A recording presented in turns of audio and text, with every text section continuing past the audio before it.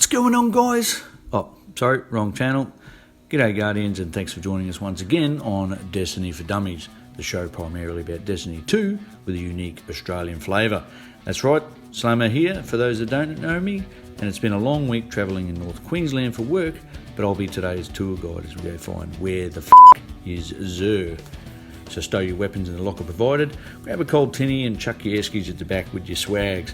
And if you've got to pee, make sure you're facing downwind. Now, I took the liberty of doing a long-range scan just before we boarded with the help of our good mate Google, the war mind of old Earth. And it turns out everyone's favourite power peddler is on Callus's barge. Looks like he's trying to open some chests for additional runes. Like everyone before him, he's heard of the Errantal God Roll. Scotty, beam us up, mate.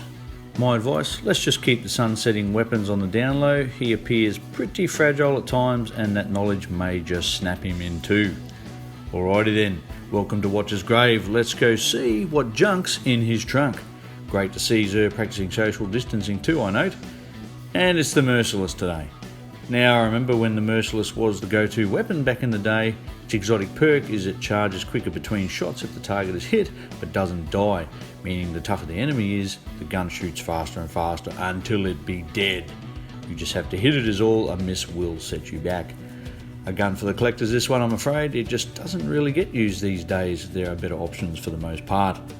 Well, I guess we're just going to find the courage to go on living, people. And to that end, our fashion show begins with a pair of Gemini Jesters for our frolicsome friends, the Hunters. These DACs are okay, and aimed at Crucible, though you don't really see a whole lot of them due to other powerful options. They simply disorientate nearby enemies and remove their radar when you dodge.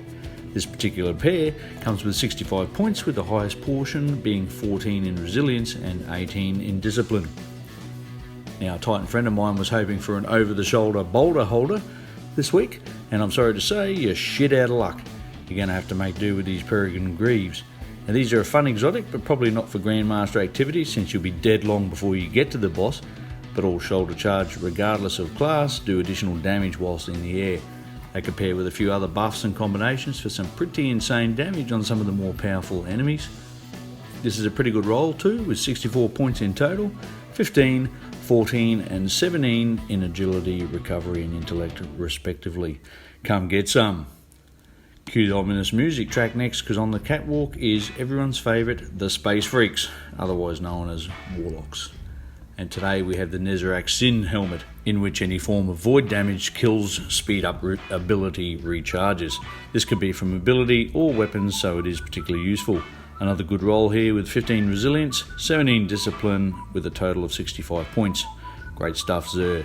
As you've got till November to flesh out your collection, don't forget to pick up a faded ingram from Xur before it's too late. You certainly don't want to be chasing these old items when the new collection comes out. Make sure you're on the class you're missing the piece for, as it only checks missing drops per the class you're currently on, not per your account. Now, Bungie have told us that they're hard at work improving anti-cheat, and I hope to the nine that they are, because it was rough last week. It should be a little bit better going forward the next couple, hopefully, as more filthy casuals enter the Trials Arena and search for 7 wins for their Solstice armour. That starts on Wednesday morning or Tuesday afternoon if you're still trying to get Back to the Future. The map this week is Wormhaven, and just when you thought it was safe to enter the arena again, Astral Horizon 2. You know what that means, folks. Grab your headbands out, because it's going to be sweaty, as people continuously farm out 3 wins in the hope for a god roll. If you somehow manage to lose your pants though, you can grab a new set at 5 wins. If you can make it that far past the farmers, that is. But I don't know that the fusion rifle at 7 is going to be worth it. Everyone's favourite helmet though is the reward for flawless, so good luck if that's what you're chasing. Now, after going through the analytics, I don't think we're going to worry too much about the 12 going forward, as it seems most people stop watching after Xur anyway, and since it takes longer than you'd think to put these videos together, I said fuck it. If you'd like to see it back, you're going to have to convince me in the comment section below. I think the only big news was to get your grind on next week when the Solstice 3-tier armour returns once more.